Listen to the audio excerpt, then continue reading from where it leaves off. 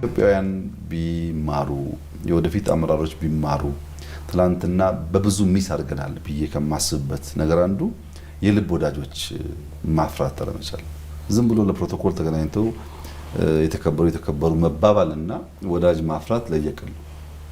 ዛሬኛ በሁሉም አህጉራት የልብ ወዳጆች አሉ። ሚስጥር የሚያጋሩን ትሬንድ ከኛ ጋር የሚያያዝ ጉዳይ ካዩ ሰው ልከው ይሄ ጉዳይ ያለ አስተውላችኋለሁ የሚሉን መረጃ የሚሰጡን በችግር የሚደግፉን በትጥቅ የሚደግፉን በስልጠና የሚደግፉን የልብ ወዳጆች አሉ።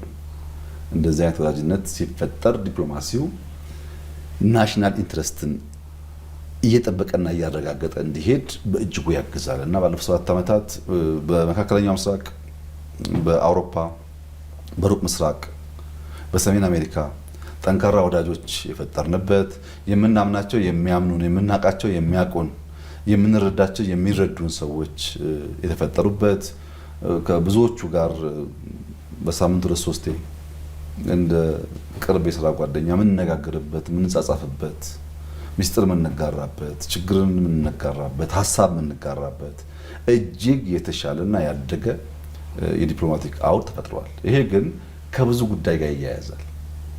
ልመናን ሳናቋርጥ ምንም ወዳጅ ብንፈጥር የኤክስፖርት አቅማችን አድጎ እዳ መክፈልን ችግር ሳናደርግ ምንም ወዳጅ ብንፈጥር አይዘልቅምና እድገቱን እያረጋገጥን ልመና እያቋረጥን እዳ በደንብ እዳችንን ከፍለን ከእዳ ጣጣ ነፃ ወጥተን ይኸውን ያዝነውን አቋም ከያዝን ግን የኢትዮጵያ የወደፊት የዲፕሎማሲ መድረክ ምንም ጥርጥር የለውም በልኳ ይሆናል። እስካሁን ከልኳ በጣም የወረደ ነው።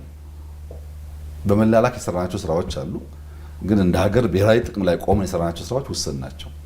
ከመላላክ የወጣ አጀንዳ ከመቀበል የወጣ የራሱን አጀንዳ ይዞ በማያስፈልግ ጉዳይ ኖ በሚያስፈልግ ጉዳይ ደግሞ የስ ብሎ የሚሄድ ቁመና እየፈጠርን ያለ ነው።